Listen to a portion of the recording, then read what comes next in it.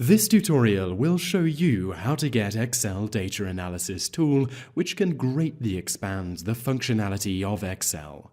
Start Excel and click on the File button in the top left corner of the screen.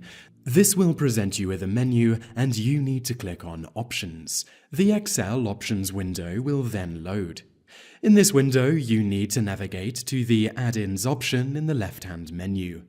This will provide you with a list of all the available add-ins for Excel. At the bottom, there is a button called Go. Click on this. This will open the Add-ins window.